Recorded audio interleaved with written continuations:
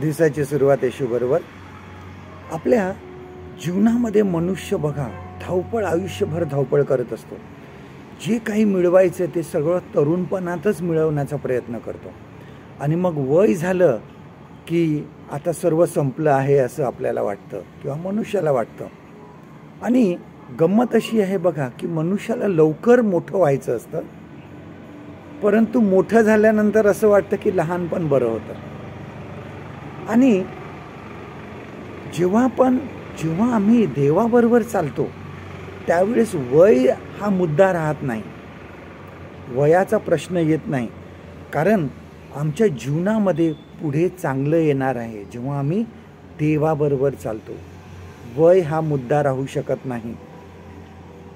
कारण मोशेला ज्यावेळेस देवाने पाचारण केलं त्यावेळेस तो 80 वर्षाचा होता.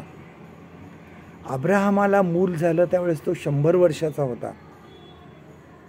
पाण्याने ज्यावेळेस देवाने जगाचा नाश केला तेव्हा नोहा 600 वर्षाचा होता.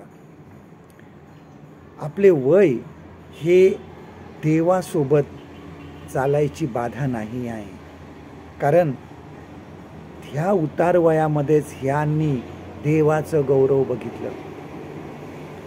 कुठल्याही वयामध्ये आम्ही देवाचं गौरव बघू शकतो. सर्वोत्तम जे आहे ते येणार आहे. मोशेबद्दल बघा इब्री लोकास पत्र याचा 11व्या अध्यायात आपण वाचतो.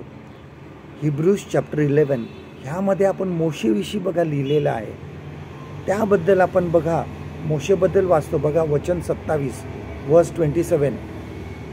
त्याच्यामध्ये लिहिले आले आहे की मोशेने त्याने राजाच्या क्रोधाला न भिता विश्वासाने मिसर देश सोडला, कारण जो अदृश्य आहे त्याला पाहत असल्यासारखे त्याने धीर धरला.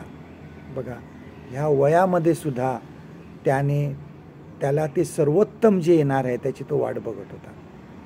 आपल्या जीवनामध्ये वय झालं म्हणून सगळं संपलं आहे असं म्हणू नका. सर्वोत्तम अजून येणार आहे. आजचं देवाचं वचन आपल्यासाठी हे आहे स्तोत्रसंहिता 91 आणि 16वं वचन साम 91 and verse 16. त्याला दीर्घायुष्य देऊन तृप्त करीन, त्याला मी सिद्ध केलेल्या तारणाचा अनुभव घडवीन. परमेश्वर करो आजचा दिवस तुमचा आशीर्वादित करो.